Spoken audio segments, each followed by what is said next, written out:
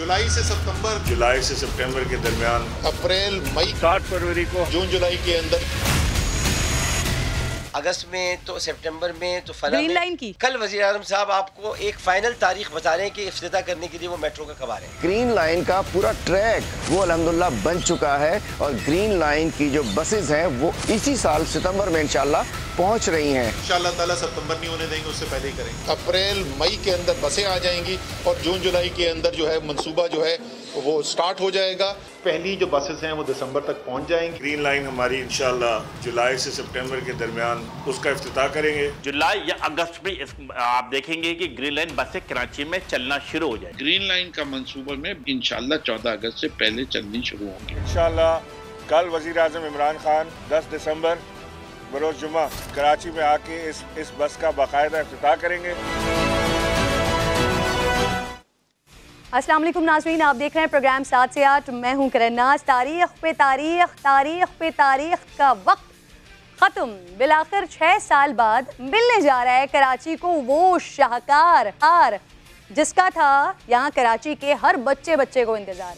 Green line बस project का इफ्तिताह करने के लिए वज़ीर आज़म पाकिस्तान जनाब इमरान खान साहब कल खुद कराची तशरीफ़ ला रहे हैं। वज़ीर आज़म के इफ्तिताह करते ही ग्रीन लाइन ट्रायल ऑपरेशन का आगाज़ कर दिया जाएगा, लेकिन आवाम को ये सहूलत 25 दिसंबर से मैसर होगी। हैरान कुन बात यह है कि 6 साल बाद भी इफ्तिताह से पहले तमाम स्टेशन का काम जो है ना वो मुकम्मल नहीं हो सका है। चंद स्टेशन अब भी नामुकम्मल हैं। अब इसका सबसे बड़ा सवाल ये है कि क्या ये प्रोजेक्ट भी सब्सिडी पर ही चलेगा? सिंध हुकूमत का अब इसमें कोई किरदार होगा या नहीं होगा, इस पर बात करेंगे। लेकिन आपको बताऊंगी कि लीगी रहनुमा वज़ीर आज़म से 4 हाथ आगे निकले हैं। वो कल आएंगे, ये आज ही इब्तिदा करने पहुंच गए। सिक्योरिटी इदारों ने ग्रीन लाइन के ब्रिज पर जाने से रोका तो बदनज़मी हो गई और उसमें एहसन इकबाल साहब को डंडा भी पड़ गया। देखिए ज़रा।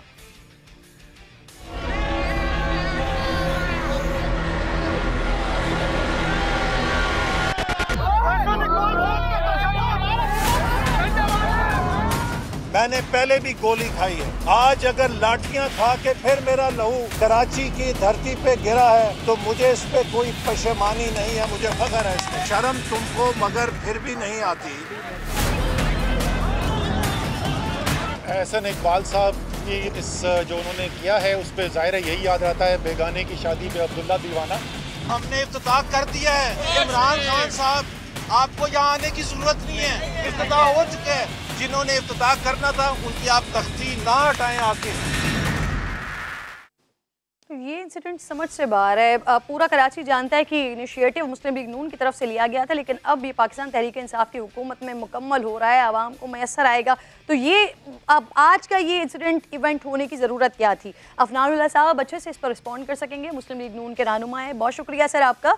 सेनेटर साहब, सर एक प्रोजेक्ट आपने 2016 में शुरू किया, जैसे मैंने कहा कराची वाले जानते हैं इस बात को बहुत अच्छे तरीके से। सर 2017 में इसे मुकम्मल होना था, 1 साल का आप लोगों ने वक्त दिया था, फिर इसे 3 सालों में भी आप लोग मुकम्मल नहीं कर सके।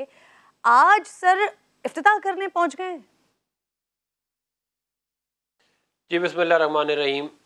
देखें, हमने कराची के अंदर जो ये ग्रीन लाइन का मंसूबा था ये हमने बिल्कुल शुरू किया और जब 2018 मई 2018 में हमारी हुकूमत गई तो उस वक्त इसका बेशतर काम हो चुका था। आप इवन इस हुकूमत के नुमाइंदों को भी लें तो वो ये कहते हैं कि जी हाँ सिविल वर्क्स हो गया था, स्टेशन वगैरह बन गए थे, लेकिन कुछ मशीनें इक्विपमेंट वगैरह जो है उनका इंपोर्ट होना रह गया था, बसों का इंपोर्ट होना रह गया था, जो कि इस हुकूमत जो कि 6 महीने से ज़्यादा का काम नहीं था।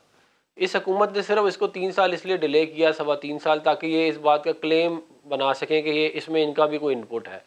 हालांकि अगर देखा जाए तो पीटीआई की हुकूमत ने हमेशा ये बात मेंटेन की है कि वो हमारी जो बसेस थी उनको कहते थे जंगला बस सर्विस है, ये जो है ये इससे तो मुल्क का बड़ा नुकसान होगा। फिर इन्होंने पेशावर में जाके 3 गुना प्राइस के ऊपर जो है वो बना दी मेट्रो बस सर्विस, और फिर जो ग्रीन लाइन हमने बनाई थी अब उसका आज क्रेडिट ले रहे हैं। और ये खाली ये नहीं है, इस्लामाबाद में जो हम मेट्रो बना के गए थे, ये जो इस्लामाबाद एयरपोर्ट को कनेक्ट करती है अपना ये इधर पेशावर मोड़ से, वो हम कंप्लीट करके गए थे। इन्होंने आज तक उसका इफ्तिताह इसलिए नहीं किया ताकि ये उसका भी क्रेडिट ले सके। भाई आप अपने प्रोजेक्ट कंसीव करें, आप अपने प्रोजेक्ट जो है उनकी प्लानिंग करें, आप अपने प्रोजेक्ट की फाइनेंसिंग लेके आएं, आप उनकी इम्प्लीमेंटेशन करें, हम आपको दाद देंगे। आप कह रहे डिले टैक्टिक्स इस्तेमाल किए गए और फिर उसके बाद इसका इफ्तिताह किया जा रहा है। फिर भी सर अगर 2018 के 6 महीने बाद भी अगर ये प्रोजेक्ट कंप्लीट हो जाता तब भी इखलाकी तौर पर बनता था कि मौजूदा हुकूमत के बजाय आप लोग जाके इफ्तिताह करते थे। मैं आपसे पूछूंगी, हलीम आदिल शेख साहब भी मौजूद हैं। बहुत शुक्रिया सर आपका। सर बिलाखिर फाइनली अल्हम्दुलिल्लाह ग्रीन लाइन का इफ्तिताह होने जा रहा है। बहुत ही खूबसूरत मेन स्टेशन बनाया गया है, लेकिन अभी काफ़ी स्टेशंस हैं, चंद स्टेशंस हैं जिन पर काम जारी है। वज़ीर आज़म साहब को मदू करने से पहले कम से कम काम नहीं मुकम्मल हो जाना चाहिए था हलीम साहब? देखिए, मैं समझता हूँ कि अगर कोई दुम रह गई है तो वो भी ठीक हो जाएगी। दुम नहीं, दुम का बाल रह गया है, आखिर पूरा निकल चुका है। और प्राइम मिनिस्टर टाइमिंग जो होते हैं तो मेरा ख्याल है कि पहले होता था कि जी ये तो बातें हैं, ये तो आसमान पे है, आप लोग ही कहते थे ये तो होगा ही नहीं, क्योंकि हम सब सिंध में 13 साल इनकी परफॉर्मेंस देख रहे थे कि 13 साल में तो सिंध में एक बस नहीं मिली थी। अल्हम्दुलिल्लाह बसेस भी आ गई, स्टेशन भी बन गए, सब कुछ हो गया। अगर तो फाइनल फाइन ट्यून आपको पता है आखिरी वक्त तक हल्का फुल्का रहता है। अगर आ रहे हैं प्राइम मिनिस्टर तो बुराई क्या है इसके अंदर? अगर इफ्तिताह हो रहा है तो इसमें बुराई क्या है? मतलब हमने तय कर लिया है कि हमने कोई ना कोई कीड़ा जरूर निकालना है। अगर हम ना करते तो करते, जी प्राइम मिनिस्टर तो आ ही नहीं रहे, उनके पास टाइम नहीं है कराची के लिए, वो तो कुछ नहीं आ रहे। क्या हुआ, थोड़ा सा रह गया, आ तो जाए ना। मैं समझता हूँ कि एक वक्त का आपने सिलेक्ट। अच्छा हलीम साहब यहाँ पे एक क्वेश्चन और भी सर उठ रहा है। कम से कम किराया 15 रुपए और ज़्यादा से ज़्यादा 55 रुपए यहाँ पे रखा गया है, जबकि मैं अगर लाहौर इस्लामाबाद के मेट्रोज देखती हूँ वहाँ पर 30 रुपए किराया है। पेशावर का अगर मैं किराया देखती हूँ वहाँ पर जो ज़्यादा से ज़्यादा किराया 50 रुपए। जो कराची का ट्रैक है ये तो इन तीनों से सबसे कम ट्रैक है और यहाँ का मैक्सिमम किराया 55 रुपए रखा गया है। इसका कोई खास वजह है इसकी? देखिए, मिनिमम 15 रुपए भी है, मैक्सिमम 55 रुपए है, और उसके बाद इसमें जो भी होगा इसको 3 साल तक वफाक इसमें सब्सिडी देगा। लेकिन मैं पहले असल बात की तरफ आ जाऊं जो हमारे अदनान साहब ने, सेनेटर साहब ने कही है, उसको क्लियर करना जरूरी है। देखिए, बात यह है कि इसका उस पर रिस्पॉन्ड कर दीजिएगा हलीम साहब, बिल्कुल। लेकिन मुझे ये बता दें सब्सिडी कितनी देगा वफाक इस पर? जो भी होगी इसके अंदर लाजमी बात है, एक्सपेंसेस जो भी आएंगे फर्दर तब वफाक देगा। इस किराए के ऊपर जो भी एक्सपेंसेस होते हैं वो वफाक करेगा सारा, और ये 3 साल तक वफाक करता रहेगा। उसके बाद सूबे के हवाले कर देंगे। क्या यार हलीम साहब, अब सिंध हुकूमत का अब भी इसमें कोई किरदार नहीं होगा? देखिए, सिंध हुकूमत का 3 साल बाद किरदार होगा। 3 साल तक इसकी मेंटेनेंस भी वफाक करेगा, सब्सिडी भी वफाक देगा, इसको चलाएगा भी वफाक, सब कुछ वफाक करेगा। उसके बाद ये सिंध हुकूमत के हवाले कर दिया जाएगा। उनको चलाकर सब कुछ करके लड़ा कर हवाले करे शुरू में हो जाता, इसका भी खड़े हो जाना तो सारी बस सिस्टम में तबाह बर्बाद हो जाना चाहिए था। तो ये 3 साल बाद, जो 10 साल का एक हुआ है, 3 साल बाद सिंध गवर्नमेंट के हवाले कर दिया जाएगा, जब तक इसका सारा कुछ वफाक। सही। अच्छा जी कर लें, आप रिस्पॉन्ड कर लें। बिल्कुल। देखिए, बात यह है कि अफनान साहब ने जो कहा ऐसा है नहीं, और आपको तो मालूम है, आपको कराची वाली हैं, आप कराची आए थे, आपको अच्छी तरह पता है ये तीनों ब्रिजेस, इनका इफ्तिताह भी संगे बुनियाद भी इमरान इस्माइल ने रखा, गवर्नर साहब ने इफ्तिताह भी उन्होंने किया। तीनों ब्रिजेस, इसका ट्रैक, इसके स्टेशन, इसकी बसेस, वो सब हमने आकर किया। और दूसरी बात ये हुकूमतों में होता है, ये वफाक के कभी किसी की हुकूमत होती, कभी ही नहीं होता कि 5 साल के अंदर हो जाए तो बाद में कोई और आ जाए। आज बड़ी ओछी सी हरकत की है, बड़ी, मैं कहना चाहता हूँ कि एक छिछोरी सी हरकत की है आज यहाँ। तो बात यह है कि अगर ऐसा मसला है तो जितने कर्जे लिए थे फिर खुद ही वापस कर देना मियां साहब, फिर हम क्यों दे रहे हैं उसको? लाज़मी बात है, गारंटीज होती हैं, कर्जे होते हैं, प्रोजेक्ट्स होते हैं, गवर्नमेंट लेती है आगे, इसको कैरी करती है। लेकिन इसको बता दूं कि ये बिल्कुल गलत है कि जी 6 महीने बाद नहीं किया। ब्रिजेस हमने बनाए, ट्रैक हमने बनाया, स्टेशन वफाक ने बनाए, बसेस वफाक ने ली। 16 में प्रोजेक्ट स्टार्ट किया, 3 साल तक इसमें कुछ भी नहीं हुआ था, ऋण के काम चल रहा था। तो ये वो चीजें, अगर कोई और ये शो लाहौर से हो रहा होता तो शायद इन्हें पता ना होता। किरण नाथ को जरूर मालूम है। सर ये बड़ा वैलिड पॉइंट उठा रहे हैं वैसे, कि अगर इफ्तिताह भी प्रोजेक्ट के आप लोगों ने करने हैं तो फिर जो कर्जे हैं वो भी फिर आप ही लोग अदा कर देना सर। वैसे मैं ये पूछ रही थी कि अगर ये 2018 के 6 महीने में ही मुकम्मल हो जाता नई हुकूमत आने के बाद, तब भी इखलाकी तौर पर ये बनता था कि सर कि जो साबिका हुकूमत है वो आए और वो इस प्रोजेक्ट का इफ्तिताह करे। अफनान साहब देखिए, मैं आपको मिसाल दे देता हूँ। कुछ इस तरह के प्रोजेक्ट्स हैं जो पीपल पार्टी के दौर में स्टार्ट हुए थे, पावर प्रोजेक्ट्स। उसको हमने कंप्लीट किया था, तो फिर हमने यूसुफ रज़ा गिलानी साहब को इनवाइट करते थे जो प्रोजेक्ट्स पीपल पार्टी के दौर में शुरू हुए होते थे। ये एक हमारा एक ट्रेडिशन रहा है, पहले भी ये चलता रहा है, लेकिन अनफॉर्चुनेटली ज़ाहिर है PTI को इन ना ट्रेडिशंस में कोई इंटरेस्ट है ना वो इन चीज़ों को फॉलो करते हैं। अच्छा, तो आप लोगों को इस बात का दुख है कि इस इनॉग्रेशन में आप लोगों को इनवाइट नहीं किया जा रहा, तो इसी वजह से आप लोग एक दिन पहले निकल गए और यहाँ पर आके सारा इवेंट किया? नहीं, हमने देखिए जो चीज़ हमने बनाई है उसका क्रेडिट हम किसी और को तो नहीं लेने देंगे ना। हमने आप मुझे ये बताएं, लियारी एक्सप्रेसवे आधी बनी थी, आधी नहीं बनी, कितने अरसा गुजर गया, हम बना के गए। हमने जो है या कहते हैं कराची हैदराबाद मोटरवे बनाई, हमने कैनप के अंदर 2 पावर प्लांट लगाए, पोर्ट कासिम के ऊपर हमने कोल फायर्ड पावर प्लांट लगाया। हमने ये सारे हमारा इंतजार करते हैं हमारे दौर का, जब हमारा दौर आएगा तो काम होगा। अफनान साहब, लियारी एक्सप्रेसवे के मुझे इनॉग्रेशन का नहीं मालूम, लेकिन मैंने आपको बताया हमने बहुत दफ़ा जो शुरू करते हैं हम उनको बुलाते हैं, ये हमारा रिवाज रहा है। मुझे एग्जैक्टली नहीं मालूम इसका, लेकिन मैंने आपको बताया पावर प्लांट बहुत सारे इस तरह से मैं पीपल पार्टी के लोगों को बुलाया था। लेकिन बात ये मैं आपको बताना चाह रहा हूँ कि ये खुद क्यों नहीं इन्होंने कोई ऑरेंज लाइन बना लेते, कोई येलो लाइन बना लेते, कोई पिंक लाइन बना लेते। बारे में तो आप बता रहे हैं आपने गिलानी साहब को बुलाया था, मजीद भी होंगे प्रोजेक्ट्स, तो जरदारी साहब को आप लोगों ने वैसे इनवाइट किया किसी भी प्रोजेक्ट के इफ्तिताह के मौके पर? नहीं, वो वजीर आजम को हमने बुलाया, पीपल पार्टी के नुमाइंदे थे ना वो, उनको हमने बुलाया वो, और ये आप अगर कहेंगे तो आपको निकाल के भी दे दूंगा, ये बहुत दफा हुआ है ये वाला काम, और इसमें कोई बुराई नहीं है, ये होना भी ऐसी चाहिए। एक गवर्नमेंट शुरू करे दूसरी गवर्नमेंट खत्म करे, तो वो दोनों कहते हैं चलें ये शिकवा आपका बनता है, पूछ लेते हैं सर। वैसे ये बड़ा शिकवा है, गुड जस्टर के तौर पर बुला लेते सर, इनवाइट कर लेते कल के लिए, या कर लें?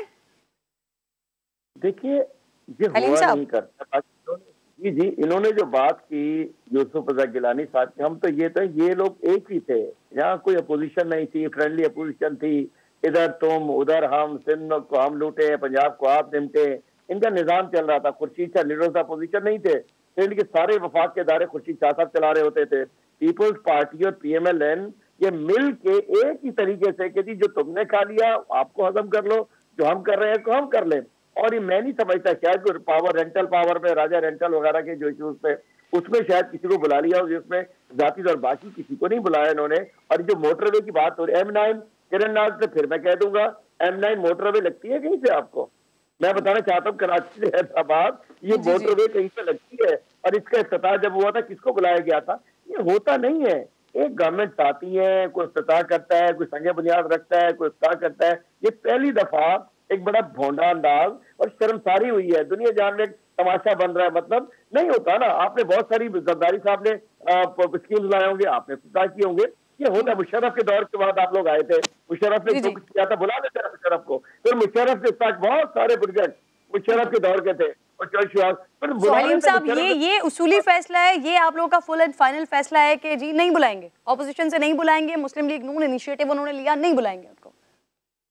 अरे ये होता ही नहीं है, जब इनकी जितनी गवर्नमेंट होती है उसने करना होता है, ये तमाशा नहीं लगना चाहिए, ना लगता है ना कभी हुआ। पता क्लियर बात है ना, जो उस वक्त के बुरे काम करे ना, कर्जे वापस करे ना इन्होंने लिए, सीधी बात है, इसमें क्यों नहीं आ रहे? जो कर्जे इनके दौर में लिए गए, क्यों हम सूद दे रहे हैं? आजाद कर्जे देने के लिए मजीद कर्जे ले रहे हैं। ये सारे जो कर्जे इन्होंने लिए, ये अपने कर्जे वापस करें, हमारे क्या वास्तव में कोई भी, ये तो हम कहने पिछली गवर्नमेंट नवाज शरीफ तो पढ़ो जाके, हम तो नहीं कह सकते। कर्जे, प्रोजेक्ट और ये पैसे देखिए ना मेरे हैं ना अफनान भाई का है, ये प्रोजेक्ट की वफाक की हुकूमत के होते हैं, टैक्स पेयर का पैसा होता है, जो वफाक में होती है उसका इख्तियार होता है, वो कभी फीता करता है, कभी फीता काटता है। ये मैं कहूँ कि जी हमने बना दिया, ये इन्होंने बना दिया, ये गवर्नमेंट होती है, कौन किस तरीके से। और ये सारे आप बताइए ना, मैं आपसे कह रहा हूँ ना, ये तीनों ब्रिजेस किसने बनाए, किसके सामने बने, किस दौर में बने, ट्रैक किसके दौर में बना, बसेस किसके दौर में आई, स्टेशन में सिस्टम है सही जी। सर गुरु मंदिर तक का ट्रैक था, उसके बाद फिर आगे जो एक्सटेंशन है वो आप लोगों के दौर में बिल्कुल बनी है, फिर स्टेशंस पे काम भी, और अभी भी फिर भी थोड़ा बहुत काम बाकी है, लेकिन फिर भी बेस्ट विशेस सर कराची वालों के लिए भी और आप लोगों के लिए भी कि जो इसका काम का इफ्तिताह हो रहा है कल, अब ये कराची वालों को मैसर फाइनली आ जाए 25 दिसंबर से। आप दोनों मेहमानों की मैं शुक्रगुजार हूँ, पाकिस्तान पीपल्स पार्टी से भी चाह रही थी मैं, वो भी मेहमान हमारे साथ तो ज्यादा अच्छी गुफ्तगू हो सकती थी लेकिन नहीं आए। बहरहाल जी अगले सेगमेंट की जाने बढ़ रही है। कानून है, खून का बदला खून है, बिल्कुल मेरे फखर नहीं मानेगा, खून का बदला खून है।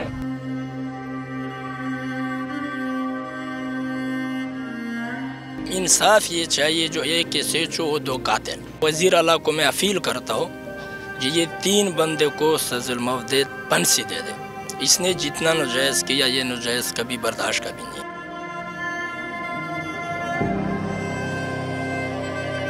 0 मीटर बाइक दी गली शोरूम से निकाली 125 बाइक का ही मसला होगा क्योंकि इन लोगों ने पहले फायर मेरे ऊपर की। ये गश्त पे भी मामूर नहीं थे, नाके पे भी नहीं थे, सिविल ड्रेस में थे। जो इसके अंदर इन्वॉल्व है वो हमारे पास अंडर कस्टडी हैं, वेपन भी हमारे पास मौजूद है।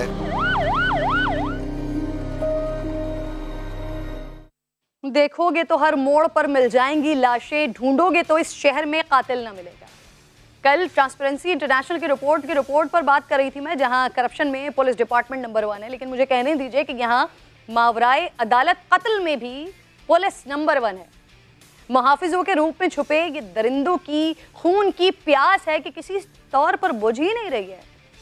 कराची पुलिस के दामन पर जा बजा शहर के राज दुलारों के खून के छींटे हैं। मकसूद, इंतजार, नकीबुल्लाह महसूद, इनको मारने वाली पुलिस ने 16 साल के मासूम अरसलान महसूद को भी मार डाला। औरंगी टाउन में पुलिस एहलकार ने अरसलान और उसके दोस्त यासिर को उस वक्त गोलियां मारी जब वो कोचिंग सेंटर से वापस आ रहे थे। नई चमचमाती हुई मोटरसाइकिल पर यह सफ़र उनकी ज़िंदगी का आखिरी सफ़र बन गया। यासिर को गोलियां पाँव पर लगी, लेकिन अरसलान को सीने पर लगने वाली गोली ने मौत के घाट उतार दिया। अरसलान के दोस्त और घर वाले कहते हैं कि पुलिस एहलकार ने मोटरसाइकिल छीनने की कोशिश की और उसी वजह से गोली मारी गई। यानी कराची मौत का वो कुआं बन चुका है जहां मोटरसाइकिल चलाना किसी खतरे से खाली नहीं है। सितम देखिए, कत्ल करके पुलिस उसे डकैत साबित करने पर तुली रही। पिस्टल बरामदगी का इल्ज़ाम लगाया और फिर थाने के अंदर की वीडियो सामने आई कि कैसे SHO बाप के सामने बेगुनाह बेटे को डाकू कहता रहा।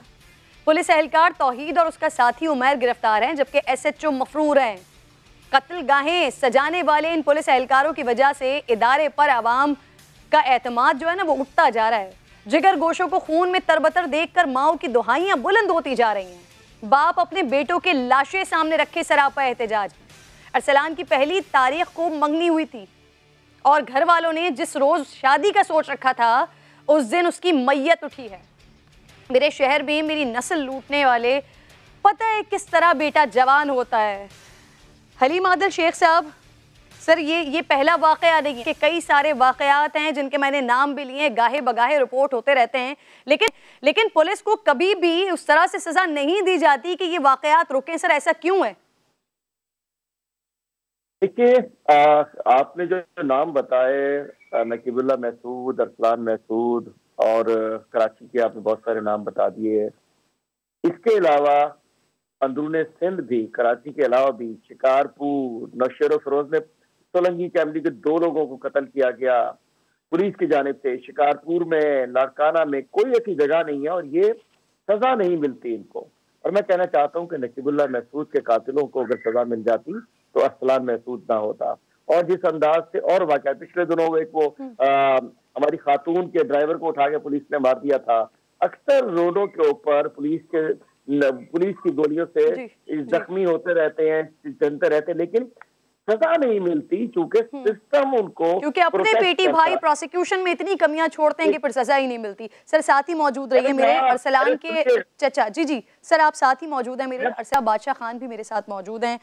सबसे पहले ताज़ियत कबूल फरमाएं हमारे इदारे की तरफ से। सर, जब अरसलान निकला था घर से उस वक्त क्या कह कर गया था? क्या वो पहले से जानता था इन एहलकारों को जिन्होंने गोलियां चलाई हैं? आप लोगों की कोई वाकफियत या कोई रंजिश वगैरह थी इनसे? बड़ी मेहरबानी। सबसे पहले मैं आपका शुक्रिया अदा करता हूँ कि आप लोगों ने हमें टाइम दिया। अरसलान 4 बजे घर से निकला था क्योंकि उनके दोस्त यासर भी साथ थे, एक ही बाइक पर गए थे। ट्यूशन जा रहा था वहाँ बुढ़ा फेस पे, कोचिंग पे वहाँ पढ़ते थे, ट्यूशन थी उनकी। और वापसी पे जब आ रहे थे बाइक यासर चला रहा था तो बकौल यासर से मैंने पूछा था, उनसे मैंने मालूमात किया कि आप किस तरह ये वाक़या पेश आया। उन्होंने कहा कि जैसे हमने बनारस पुल क्रॉस किया उससे आगे 4.5 नंबर की ताना आता है, उससे पहले एक सीधे हाथ में मस्जिद है और वहाँ वो ईदी वाले भी खड़े होते हैं। मतलब जैसे हम उनके साथ हुआ तो 2 एहलकार 2 सादा कपड़े में मलबूस थे, पहले तो उनको ये भी इल्म नहीं था कि वो पुलिस वाले थे। बाद में जब पता चला कि वो पुलिस वाले थे, उस वक्त वो कह रहे थे कि सादा कपड़े में मलबूस थे, 2 बंदे बाइक पर बैठे थे। जब हमारे साइड पे बराबर हुआ तो उन्होंने कुछ आवाज़ दिया, तो मुझे डर लगा कि शायद ये बाइक छीन लेते हैं और डकैत है। तो वो जब जैसे मैंने थोड़ा से आगे गुजरा, तकरीबन 200 मीटर नहीं गया होगा, वो मेरे साथ बराबर आ गया। तो पहले यासर पर गुलिया चला रहा था, उसके पाँव पर 2 गुलिया लगा था।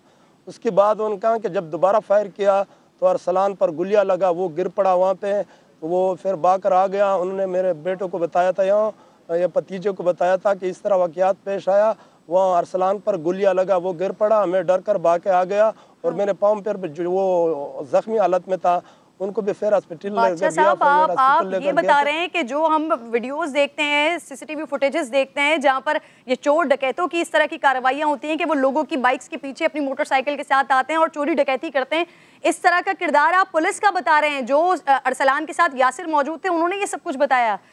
सर मुझे ये बताइए, अरसलान की शादी, जी अरसलान की शादी कब होनी थी? जी अरसलान की इन पहली तारीख को मैंने मंगली करवाया था। शायद उनके ससुर साहब यहाँ अभी ताज़ियत के लिए मौजूद होंगे, तो उसी दिन मैंने रखा था कि सुबह हम 9 बजे आएंगे। इस महीने के अंदर हम टाइम रखता था कि 15-20 दिन के बाद इनकी शादी हो रही थी। मैंने पहली तारीख उसकी मंगली रखा था। जैसे मंगली हुआ तो उनके स्टूडेंट नौजवान आए थे, मुझे सबने कॉल किया कि अरसलान बहुत प्यारा लड़का है, हमसे बहुत प्यार करते हैं, हम ज़रूर प्रोग्राम बनाएंगे। फिर मैंने इजाज़त दिया, मैंने कहा जाके मेरा फार्म हाउस है यहाँ गरीब, वहाँ पर अमन आप अपने प्रोग्राम बना लिया जाए।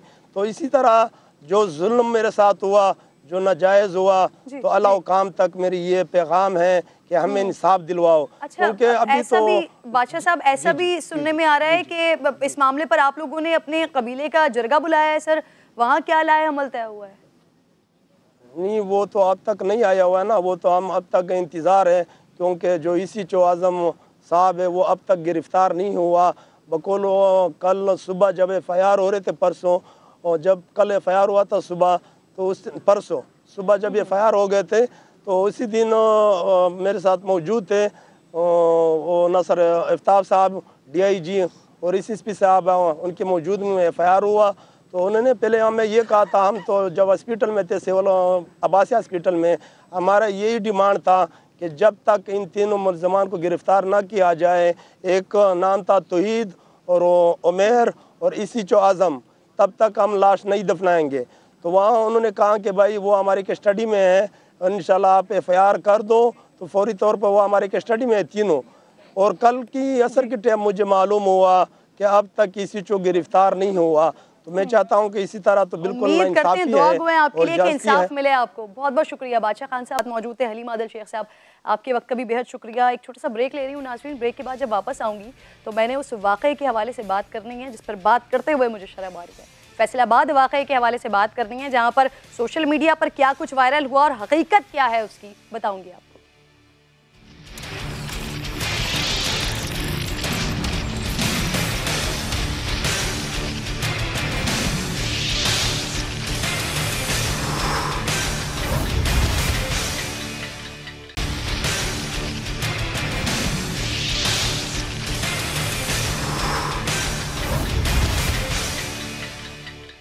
मैं खुशामदीद कहूँगी आपको। T20 और वनडे सीरीज़ के लिए वेस्ट इंडीज़ की टीम पाकिस्तान पहुँच गई है। दोनों टीम्स के दरमियान T20 सीरीज़ का आगाज़ 13 दिसंबर से होगा।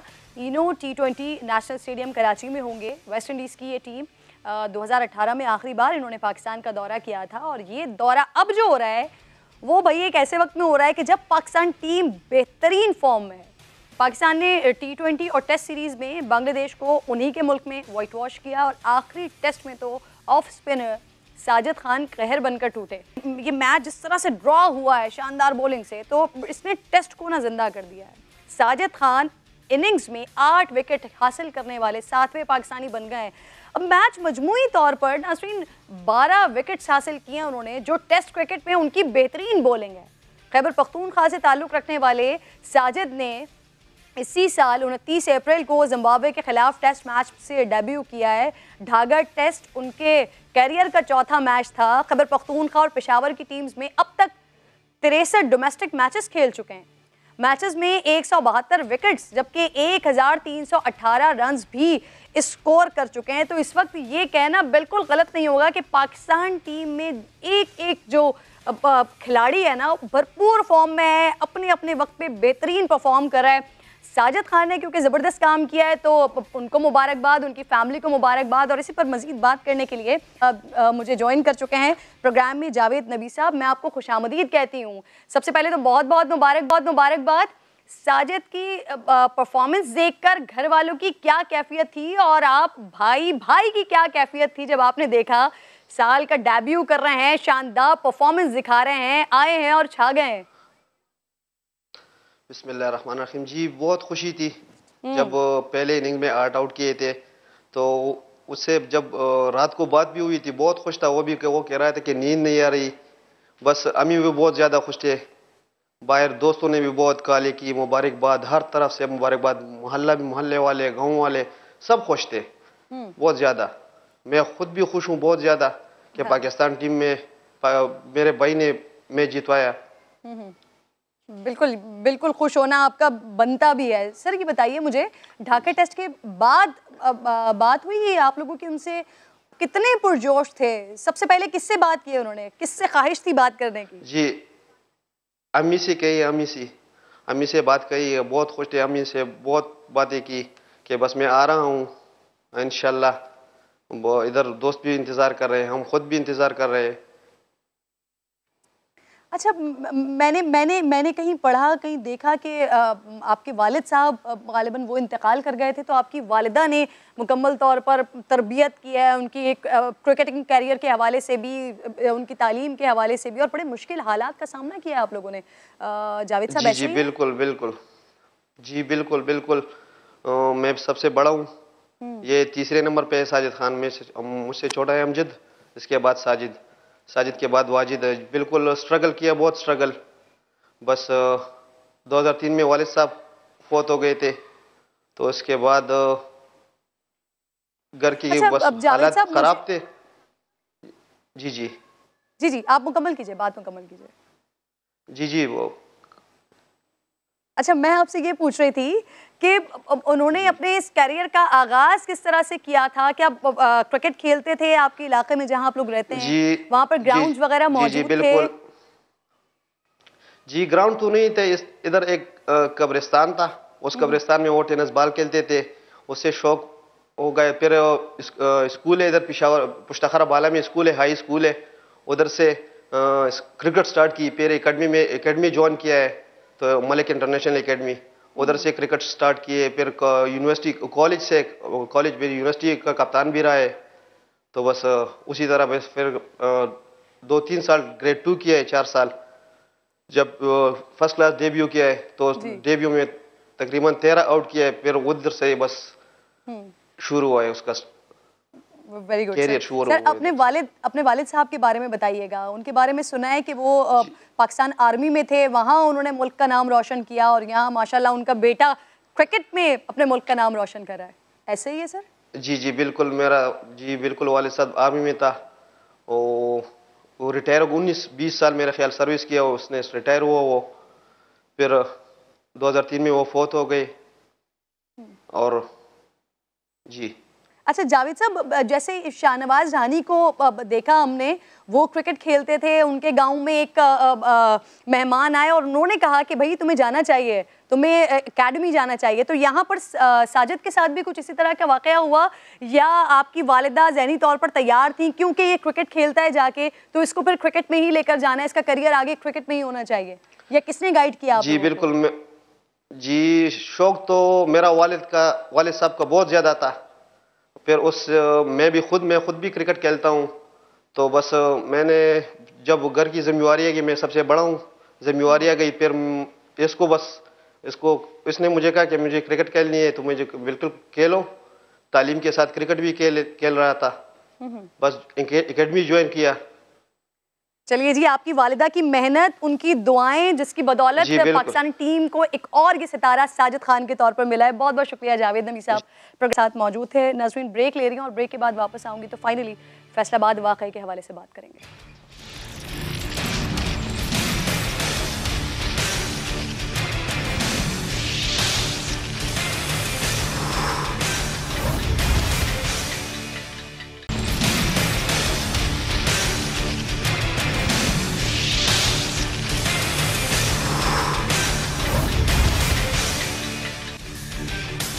नाज़रीन, इस सेगमेंट का आगाज़ करने से पहले सबसे पहले तो मैं ये कहना चाहती हूँ कि शुक्र अल्हम्दुलिल्लाह मैं उस इदारे से मुंसलिक हूँ कि जहाँ पर भीड़ चाल में आकर हमने गलत खबर को हवा नहीं दी है। आज जब सारी चीज़ें सामने हमारे मौजूद हैं तो हम सबूत के साथ, वाज़ेह चीज़ों के साथ बैठे हुए हैं और इस पर बात कर रहे हैं।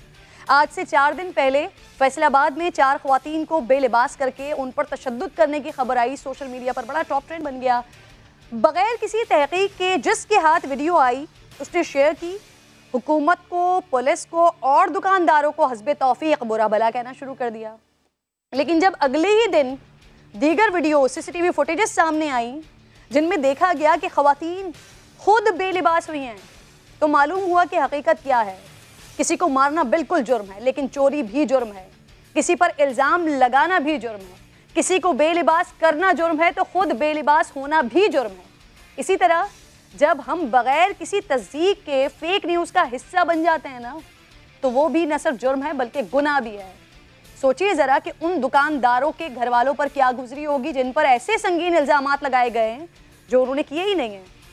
फेक न्यूज़ नाज़रीन न सिर्फ लोगों की इज्जतें उछाली जा रही हैं इस फेक न्यूज़ के चक्कर में, बल्कि घर के घर तबाह हो रहे हैं। हमें जिम्मेदारी का मुजाहरा करना होगा। अब जो बात मैं करने जा रही हूँ ना इस केस से मुताल्लिक, वो जानकर यकीनन जिन लोगों को इसकी हकीकत का मालूम है उनको और मज़ीद अफसोस होगा कि जो ख़वातीन दिखाई दे रही हैं ये पेशावर नौसरबाज हैं। फैसलाबाद में ही इनकी 3 वारदातों की मज़ीद CCTV फुटेजेस सामने आई हैं जिनमें इनका तरीक़ा वारदात यही है, एक ही है कि चोरी करते हुए पकड़े जाएं तो फिर बेलिबास होकर शोर शराबा करना शुरू कर देती हैं। ऑब्वियसली डर के मारे दुकानदारों ने मुकदमात तक दर्ज नहीं करवाए और ये सिर्फ वो केस हैं जिनमें CCTV सामने आ गई हैं। बाकी कितने लोगों की इज्जतें इन्होंने उछाली होंगी इसका कोई इल्म नहीं है। इसी केस में अब एक और इंकशाफ हुआ है कि मुकदमे में ख़वातीन ने जिस शख्स का नंबर लिखवाया था, माशाल्लाह पुलिस रिकॉर्ड देखा गया है तो मालूम हुआ है वो मोबाइल नंबर भी एक डाकू का ही है। वैसे पुलिस ने ख़वातीन की दरख्वास्त पर दर्ज मुकदमे में गिरफ्तार 5 ताजरों का अदालत से 3 रोज़ा जिस्मानी रिमांड हासिल कर लिया। यूसुफ चीमा फैसलाबाद से मेरे साथ मौजूद हैं। यूसुफ, सबसे पहले तो इन ख़वातीन के बारे में बता दीजिए, क्योंकि पहले तो ये पूरा वाक़या होता है, उसके बाद और ज़्यादा मज़लूम बनने की कोशिश करती हैं, जगह जगह आकर बता रही हैं हमारे साथ ये किया गया, वो किया गया। हैं कहाँ ये? पुलिस ने भी फौरी तौर पर मुकदमा दर्ज किया, इन ख़वातीन के साथ क्या किया? देखें, बिल्कुल किरण, ख़वातीन के साथ मैं समझता हूँ जितना पुलिस कर गई है इससे बढ़ के क्या कर सकते थे कि ख़वातीन जिनको इब्तदाई तौर पर वाक़े के पॉइंट के ऊपर से पुलिस ही फुटेजेस के मुताबिक थप्पड़ मारकर गाड़ी में बैठा कर लेके जाती है कि ये मुल्ज़मान हैं, इनके खिलाफ मुकदमा दर्ज किया जाएगा। दुकानदार बताते हैं कि हमें ये कहा गया कि आप दरख्वास्त देने थाने आ जाएँ, आपकी दरख्वास्त के ऊपर मुकदमा दर्ज करके इनको बुक करेंगे, इनके खिलाफ कार्रवाई करेंगे, क्योंकि ये मतलूब थी मुख्तलिफ वाक़यात के अंदर हम लोगों को। मगर जैसे ही दुकानदार जो हैं वो वहाँ पर थाना पर जाते हैं, वहाँ पर जाके उनकी बदबख्ती ये है कि वो वीडियोस दिखाते हैं, वो वीडियोस जिनके अंदर वो खुद ख़वातीन को पकड़कर अपनी दुकान के अंदर बंद कर रहे हैं, और वही वीडियो जब पुलिस के हाथ में आती हैं तो वही जो कि मुद्दई थे अपने मुकदमे के वही मुल्ज़म बन जाते हैं। पुलिस वही वीडियोस उनसे लेकर जो है उनको मीडिया के साथ शेयर करना शुरू कर देती है कि ये देखें इन्होंने ये बड़ा जुर्म किया है, इसके खिलाफ हम लोगों ने इनके खिलाफ कार्रवाई कर दी है, और उन दफ़ात के तहत मुकदमा दर्ज किए गए जिनकी सज़ाएँ जो हैं वो मेजर पेनल्टीज़ हैं। इस तरह की सज़ाओं के तहत उन 5 के 5 ताजरों को वहाँ बुक कर दिया जाता है। और जब इनके ऊपर सवालात किए जाते हैं, इस हवाले से जब CPO फैसलाबाद से मेरी बात हुई, उनसे पूछा गया कि सर क्या कहते हैं, ख़वातीन जो हैं वो भी इस सारे मामले में गिल्टी हैं, आप एक तरफ की कार्रवाई कर रहे हैं जबकि कार्रवाई दोनों तरफ की होनी चाहिए। तो इस बात पे उनका यही कहना था कि देखें, ख़वातीन का बेलबास होना जो है उनके हक़ में जाता है कि जनाब उन्होंने उनका फेल है, उन्होंने चोरी की है वो उनका फेल है, उनको मारना नहीं चाहिए था। अब जब फुटेज देखी है तो बेलबास होने के बाद भी जब उन ताजरों ने उनको नहीं जाने दिया तो उन्होंने ताजरों के ऊपर पहले से मारना शुरू किया, थप्पड़ मारे हैं, जिसके बाद ताजरों ने, इसमें कोई शक नहीं कि फुटेज के अंदर नजर आ रहा है कि ताजरों की जानब से भी उनके ऊपर हाथ उठाया गया। तब इस सारे मामले के ऊपर पुलिस जो है वो बिल्कुल खामोश तमाशाई बनी हुई है, और उन्होंने बाकायदा कल जो रिमांड लिया गया वो भी मुल्ज़मान को मीडिया से छुपाया जा रहा है, सामने नहीं लाया जा रहा है उन ताजरों को, क्योंकि ताजर ये हकीकत जो है तमाम लोगों को बता देंगे। तो हम इस बात से डरते हुए पुलिस जो है 4 लोगों को पहले गिरफ्तार किया गया रात में, पीर की रात को, फिर मंगल को मजीद 10 लोगों को गिरफ्तार किया गया। मैं ये पूछ रही हूँ आपसे, ये जो 4 ख़वातीन हैं ये कहाँ हैं? इनके साथ पुलिस ने क्या किया है? कहाँ रखा हुआ है इनको? देख, खवातीन इस टाइम VIP प्रोटोकॉल के साथ पुलिस के पास ही मौजूद हैं। कल इन्होंने जो है वुमेन प्रोटेक्शन यूनिट के हवाले कुछ देर के लिए की थी। इस वक्त जो है जिस टाइम हम लोग बात कर रहे हैं, इस वक्त भी खवातीन जो हैं वो SP मदीना ऑफिस में मौजूद हैं और वहाँ पर स्पेशली कुछ मीडिया के सिलेक्टिव लोगों को कॉल की गई कि आप लोग इनके आके प्रेस कॉन्फ्रेंस करती हैं, इनके सवालात इनकी बात सुन ले कि ये क्या कहना चाह रही हैं। और वहाँ पर भी इस वक्त इस बात का फड्डा पड़ गया कि जनाब उनको सवालात करने की भी इजाज़त नहीं दी गई कि खवातीन के ऊपर आप लोगों ने सवाल नहीं करना, बस यहाँ तक करना जितनी उन्होंने बात बता दिया। खवातीन अपनी जो देखें जो आप बात कर रहे हैं, ऑब्वियसली बिलाल कुतुब साहब मुझे ज्वाइन कर चुके हैं। शुक्रिया बिलाल भाई। 3 दिन में जो मैंने लोगों की मेंटालिटी देखी है ना सर, कि अगर मर्द गलत है तो उसको तो कहा जाए, लेकिन अगर खातून का इस तरह का कोई किरदार दिखता है तो इसके ऊपर खामोशी इख्तियार कर ली जाए, मुंह बंद कर लिया जाए। माशरा तो बिलाल भाई दोनों से ही बनता है ना। अगर बेलिबास करना जुर्म है तो बेलिबास होना भी तो जुर्म ही है ना बिलाल भाई। जी बहुत शुक्रिया। पहली बात तो ये कि आपकी बात बिल्कुल दुरुस्त है, माशरा दोनों से नहीं बनता है, लेकिन बुनियादी तौर पे माशरा औरत तख्लीक करती है, माँ के रूप में हो, बहन के रूप में हो या बेटी के रूप में हो। जन्म मर्द ने औरत के ही बतन से लेना है तो माशरा बनेगा, पहली बात। दूसरी बात ये कि ये कोई जुर्म नया नहीं है। मुझे नहीं पता कि हमारी पुलिस को यहाँ पर इस दुनिया में रहते हुए कितना अरसा हो गया, लेकिन सब कॉन्टिनेंट के अंदर, पाकिस्तान के अंदर ये जो जुर्म करने का तरीका है ये बहुत पुराना है। लेकिन इस जुर्म को कभी भी किसी आदमी ने एक्सप्लॉइट नहीं किया हया के दायरे में रहते हुए कि मैं क्या इस बात को एक्सप्लॉइट करूं कि खातून जो है वो अपने लिबास को खुद फाड़ के अपने जेंडर को एक टूल के तौर पे इस्तेमाल कर रही है। लेकिन आज जरा गौर फरमाइए कि माशरा कहाँ तक चला गया कि एक मर्द तो औरत से डरेगा ही, चाहे वो औरत उसके घर में डाका डालने के लिए आए। लेकिन इस मुल्क में वो पौधा किसने लगाया है 8 मार्च का कि आज आपके अदारे भी औरतों से डरेंगे, चाहे वो मुजरिम हो, चाहे वो डाकू हो, चाहे वो चोर हो। ये जो पौधा आज आप लगा रहे हैं, ये मेरे और आपके बच्चों ने इसका फल खाना है, फिर आइंदा रोने की जरूरत कोई नहीं। सही। अच्छा बिलाल भाई, फिर एक और पहलू भी यहाँ पर निकलता है कि ये जो कुछ हुआ पूरा वाकया, ये तो अपनी नौयत का एक गलत वाकया हुआ, लेकिन उसके साथ साथ जो सोशल मीडिया ने अपना भरपूर किरदार अदा किया, फुटेजेस जो कुछ सामने आई वो सोशल मीडिया पर सर्कुलेट की, फेक न्यूज़ को सर्कुलेट करते रहे, ये भी तो जुर्म है ना। बहुत बड़ा। मेरे ख्याल में ये जो आपने नुक्ता उठाया इसके ऊपर बात और भी होनी चाहिए। मैं 2 दिन से अपने प्रोड्यूसर को कह रहा था कि इस न्यूज को चलाएं, उसने कहा बिलाल भाई मुझे शर्म आती है ये बात कहते हुए जब तक तस्दीक नहीं हो जाती। आज तस्दीक हो गई, उसने कहा कि छोड़ दें इस बात को। जब मीडिया इतना अपने ऊपर सेंसर लगा रहा है और इसके बाद इतना ज्यादा नेगेटिव और फेक न्यूज सोशल मीडिया चला रहा है, तो क्या हुकूमत इस मामले में मीडिया के हाथों ब्लैकमेल होगी या वाकई कोई कानून साजी सख्ती से करेगी? बिल्कुल। और फिर बिलाल भाई यहाँ पर एक और मसला ये भी आ जाता है कि जैसे ही ये ख्वातीन गई हैं, वही औरत कार्ड वाली बात आ जाती है, तो इतनी सख्त दफात लगाकर मुकदमा दर्ज किया गया है। लेकिन जब बहुत सारी चीज़ें सामने आ गई हैं तो अब पुलिस इंतजार कर रही है कि पहले वीडियो का फोरेंसिक सामने आ जाए, उसके बाद इन ख्वातीन के लिए क्या करना है वो सोचा जाएगा। हालांकि इनका ऑलरेडी क्रिमिनल रिकॉर्ड भी मौजूद है पहले से।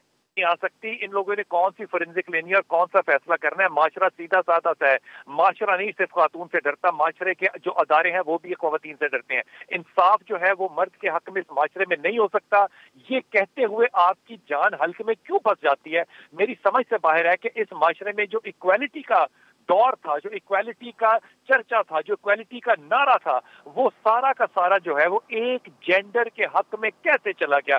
आज अगर इसके ऊपर बात उठाई है तो वो क्या किसी वुमेन एनजीओ ने उठाई है? बिल्कुल भी नहीं। इसके ऊपर अगर बात की है तो वो उलमा किराम ने की है कि हया के पस मंजर के अंदर रहते हुए औरतें अगर अपने जेंडर को अब इस्तेमाल करेंगी तो आने वाले माशरे में वो खवातीन जो मेरा जिस्म मेरी मर्जी का नारा लगा रही थी, वो अल्हम्दुलिल्लाह तंजन कह रहा हूँ कामयाब हुई। और इन औरतों का मुकदमा भी यही है कि अगर हमने फाड़े हैं तो कोई बात नहीं, अगर कोई फाड़ता तो वो जुर्म होता। बिल्कुल आप दुरुस्त फरमा रहे। बहुत बहुत शुक्रिया Bilal Qutub. Simple is that. बात यह है कि अगर मर्द गलत है तो वो गलत है, और अगर औरत गलत है तब औरत गलत है। प्रोग्राम का वक्त खत्म हो गया। इंशाल्लाह नाज़रीन से मुलाकात होगी पीर को। अपना और अपने मुल्क का ख्याल रखिए। अल्लाह ने के बाद।